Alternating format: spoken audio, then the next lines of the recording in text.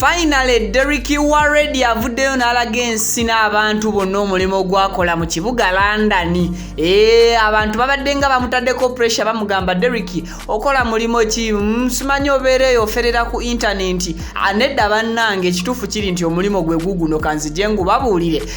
Nawo kiki ekyenkizo ekimuviiriddeko okubeera nga abalaga omulimo gwe. Bampita Vicky era nga nsinziira ku YouTube channels 2 Vicky exclusive ne Wonder Boy UG. Thank you so much for subscribing. Video nkusabye jimpeleka like tusobole okubeera nga ate oboli awo tujongerayo nawe atandaba kubeera nga osubscribinga mukwano nkusabye subscribinga video zaffe ziba nyimpi tezitwala data zibeera well converted mu format ekyasinza okubeerayo entono. Ate era nga nkujjukiza ba sponsors baffe katini nnyo nti tuli proud sponsored by Hajat Kalodo musomi wa dduwa ajja kulombera edduwa ensonga singona abo oyina ebizibu ebyenjawulo mukubire ku namba y'essimu esembya 067 asangibwa Wakiso. Biva Organic Natural and Healthy Products nabo basangibwa ku Access Building. Banono nga bajjanjabisa ddagala lya butondera nga terina bulabe n'omubiri gweri obulamu n'obulamu bw'okutwaliza wamugenda bakujjanjabe kale buli kimu kiberenga kitambulira ddala bulungi. Kakati mwana mulenzi Derick wa radio ononga mukukutivu nnyo ku TikTok akutte nnyo ku mitima gy'abantu bakyeyo basekadama ne bannakadama oba ba house managers n'abantu bonna bamukuba kye atelaje abakolerayo emirimu egy'enjawulo ababadde nga ku social media handles ze bamubuuza Derick naye okola mulimo kimujjukira bulungi okuva lwe navayo wano n'enkola story nga no sigenda gamba okuva lwe navayo okuva Derick lwe yava mu Uganda n'agenda e London n'atakomawo na crude yali agenze nayo era ne kitegeerekeka luvannyuma nti Derick asigaddeyo obulamu bwabwe agibagenda okugenda maaso n'okubutambuliza ye ne mwana muwala Muna of course amwatimanyako bulungi kati bambi pressure gye basooka okubeera nga bamuteekako mu ntandikwa teyarespondinga ng'abantu bamubuuza osigadde mu London ne Muna naye mukolayo mulimo ki. Munnange Derick amaze oluvannyuma n'abalaga nti akola mu supermarket e London era nga akolayo emirimu egy'enjawulo ne clip eno yagikwatidde ng'ali mu supermarket ku mulimo guno ayabadde agezaako kupakinga mubisi gwa njuki hane oboga abamu bagayita mannya g'abagalwa hane B ate hane B omubisi gw'enjuki kyekyo temukiwakanya.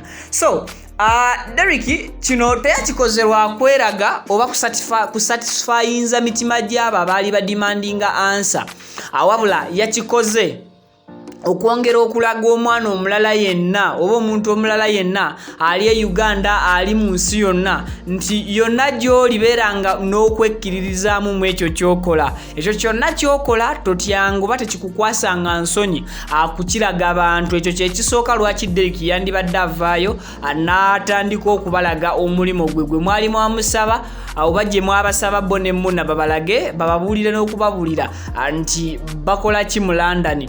Kyakubiri Derick ono y'omu yayagadde bambi okulaga abantu era mu kiti ekirala nti ne bw'obanga oli ku pressure etya ey'abantu kkiriza weetwalirenga ku peesiyo n'okutegeereranga obulamu bwo nga tokkiriza muntu yenna kubukutegeerera. Ne bw'obanga ng'ogobererwa abantu bayitirivu batya atokkirizanga decisions z'abantu abo oba opinions zaabwe kubeera nga ze zifuga private life yo.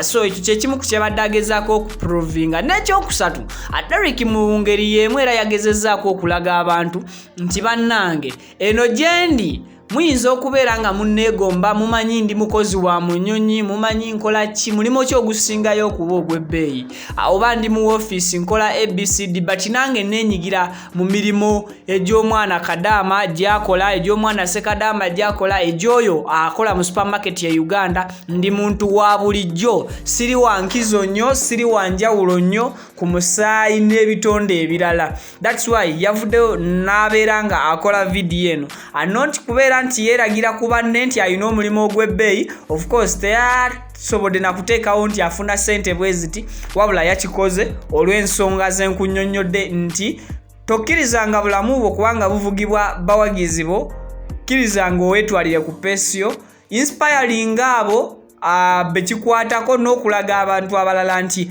osobola okuva mu nsi yo gye bakuzaalamu n'ogenda mu nsi gye batakuzaalamu just gy'oli omugwira n'ofunirayo akalimo ate n'obeererayo ddala bulungi nga toyina n'akukuba ku mukono. Byonna bisoboka mu bulamu buno obw'ensi eno. Ekyo kye kimu ku kikuumidde Derick wa radio ne Muna nga bali waggulu, ate nze ansuubira okubeera nti ekintu ekyo akigenda bakuumira nnyo waggulu ku mutindo singa banaaba bakitutte bakivuganga bwe kiri olunaku olwaleero. Wetwogerera nga TikTok y'omwami ono Derick wa radio egobererwa abantu 50,000 era ng'ekyo si kintu kitono nnyo kubanga ogobererwa abantu 5 nga ba followers bo kyonna ky'oteekayo nga bakirindiridde kitegeeza nti babeera beesunga bingi okuva gy'oli. Olina okubeera ekyokulabirako ekirungi eri society cause abantu abo 50,000 babeera bava mu different countries, different tribes, different habits ze babeera balina. Olina okumanya how you can handle them.